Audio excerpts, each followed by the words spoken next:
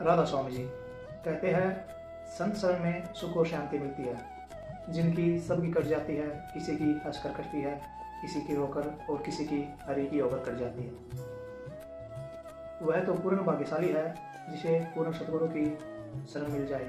यदि हमें गुरु कृपा मिल जाए तो कहना ही क्या होता है। तो आज के इस सत्संग विषय में सतगुरु महाराज जी फरमाते हैं कि थोड़ी सी घड़ी का सत्संग करने से, नाम की महिमा का गुणगान करने से और सत्संग सुनने से हमें क्या क्या फल मिलता है और हमारे पाप कर्म किस तरह कट जाते हैं, ये हमें सतगुरु महाराज जी ने इस सत्संग के माध्यम से फरमाया है। और उस नाम में अपने मन को लगाओगे तो चाहे तुम थोड़ा सा भी क्यों ना जब पाओ, उसका जितना भी फल मिलेगा आपको पूरा मिलेगा। जैसे एक बार कोई एक बहुत साहूकार था, वो गांव में चीज दिया करता, ब्याज पे पैसे देता, कोई सामान लेके आते उनसे ब्याज लगाता। तो उन दिनों में ऐसे गरीबी के दिन थे, आज की तरह से संपन्न लोग नहीं थे। तो एक गांव में वो गया, जाके उसने उससे पैसे मांगे, उसका काफी जो मूल था उसका ब्याज हो गया था। वो बेचारा नहीं दे पाया, गरीब आदमी था, कहने लगा जी मैं नहीं दे सकता, मैं नहीं दे पाऊंगा आपको। बोला नहीं दे पाएगा? तो ऐसे आदमी कठोर होते हैं, वो खून चूसने वाले बन जाते हैं लोगों के, उनके दिलों में दया धर्म नहीं होता, वो पाप कर्म को पाप कर्म नहीं मानते, वो निर्दयी हो जाते हैं। ऐसा निर्दयी हो गया कि उसका सारा सामान बांध लिया। अब वो बेचारा क्या करे, पैसे मांगता हूं तेरा सामान लेके जाऊंगा, जो सामान था सारा बांध के चलने लगा। अब कोई मजदूर नहीं मिला गांव में, कोई नहीं मिला। एक महात्मा सब कुछ देख रहा था, वो महात्मा ने देखा, महात्मा बोला तेरा सामान मैं पहुंचा सकता हूं और कुछ नहीं लूंगा तेरे से। बोला, उसने सोचा अच्छा मिला कल का अंधा, कुछ लेगा भी नहीं, तेरा सामान पूछा होगा, तेरे कोई मिलता ही नहीं था। बोले एक काम करना पड़ेगा सेठ जी। बोले बोलो। ने बोला या तो धर्म कर्म की, भक्ति की, प्रभु प्रेम की बात मैं बोलूंगा तो आपने सुनते जाना पड़ेगा, या आप मुझे सुनाते जाइए, मैं सुनता चलूंगा, और दूसरी बात कोई नहीं होगी, मैं आपका सामान पहुंचा दूंगा। बोला ठीक है। उसने सोचा कि ये तो और भी अच्छी बात, कुछ भी लगे भी नहीं गा, और ये तो बहुत मूर्ख मिला, अच्छा महात्मा मिला, लेके चल पड़े। सामान लेके गया, चलते चलते वो महात्मा जी से कहने लगे आप भी बताओ, मुझे तो नहीं पता। उसने सोची सामान भी लेके जाएगा, अच्छी बात बताएगा, तेरा रास्ता भी कट जाएगा, और बहुत अच्छा हो गया।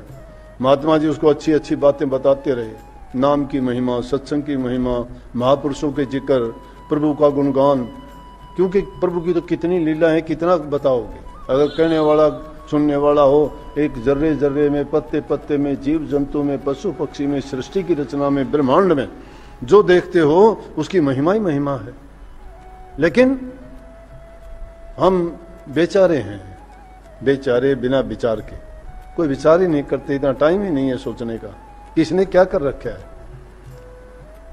हम तो बस ये जिंदगी जीने के उसी में हैं कि जिंदगी जीते रहें, आराम से जीते रहें, अच्छा खाएं पिएं, अच्छे आराम से हमारी जिंदगी गुजरे, ऊपर पंखा चले, नीचे अच्छे बिस्तर हों, अच्छे कपड़े पहनने को मिले। नहीं, वो सोचने का अवसर नहीं है, ये सोचने का बहुत अवसर है।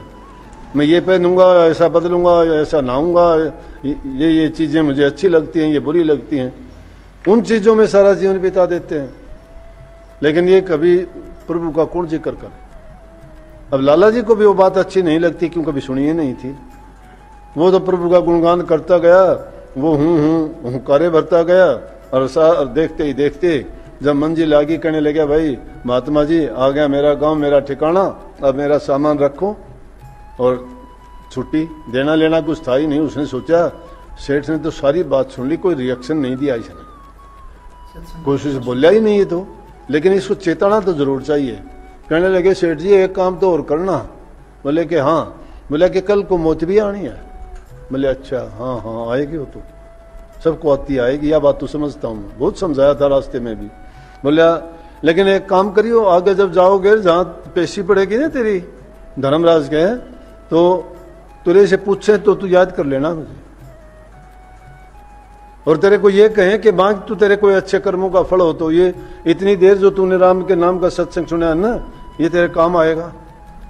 बोला ठीक है जी। वो कुछ दिन के बाद हुए, सेठ की मृत्यु तो होनी थी, कुछ वर्षों के बाद मरा जाके देखा यमराज के यहाँ पेशी पड़ी तो बोला देखो भाई इसका कोई शुभ कर्म है। देखा तो कहने लगे जी एक दिन इसने महात्मा का सत्संग सुना। ओह, तो पूछो इससे अपने उसका फल पहले लेना चाहता है या बाद में? और बहुत कुकर्म कर रखे, उनकी सजा पहले दें या बाद में? तो महात्मा ने समझा रखा था कि फल पहले मांग लेना और मैं मिलूंगा वहां मेरे पास आ जाना, आगे की कार्रवाई आगे करेंगे।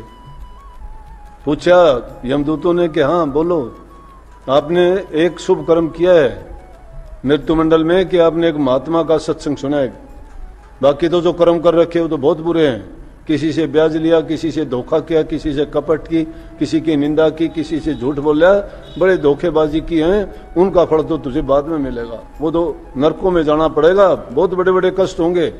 लेकिन महात्मा का जो संग किया उसका तेरे को अच्छा फल मिलने वाला है। बोले आप बता कौन सा पहले लेगा? तो महात्मा ने सुझाव रखा था, कहने लगा मुझे महात्मा का जो सत्संग था उसका फल दे दो। बोले आज चलो। बोला वो वहां पे हैं, वहां भी देखा जाके तो सत्संग चल गया। देख के हैरान हो गया कि ये महात्मा तो मृत्यु मंडल में भी यही थे, यहाँ भी ये हैं। संत दोनों जगह होते हैं जी महाराज। वहां सत्संग देखा और देखते ही सेठ से बोले आ गया? बोले हाँ जी आ गया। बोले वे एक काम कर गए? बोले हाँ। बोले मुड़ के ना देखिए दरवाजे की तरफ, बैठा सत्संग सुनता रहे आराम से। अगर तुझे बाहर बिना निकल गया, अगर बाहर निकलेगा पकड़ के ले जाएंगे, जो कर्म कर रखे उनका भोग भोगना पड़ेगा। बोला मैं क्यों जाऊं था, चालाक तो था ये। महात्मा तो रहे और भी नजदीक आके बैठ गया कि कदे उठ आ जा लेने, बेरा पटा है उनका। लेकिन ये नहीं बेरा कि महापुरुषों के पास, संतों के पास जमदूत उनके जो जगह होती है उनके दरवाजे के अंदर भी प्रवेश नहीं कर सकते। हाँ, आने जाने वाले जो होते हैं उनकी बुद्धि को भ्रष्ट जरूर कर देते हैं, क्योंकि उनको जो खुद नहीं आ सकते तो काल रूप बन के और उनकी बुद्धि पर बैठ के उनसे उल्टे पुल्टे काम करवा देते हैं। यमदूत बाहर खड़े खड़े कदे खांसे कदे खंगारे करें कि आजा झोली दें, देख के न और फिर मुंह फेर ले।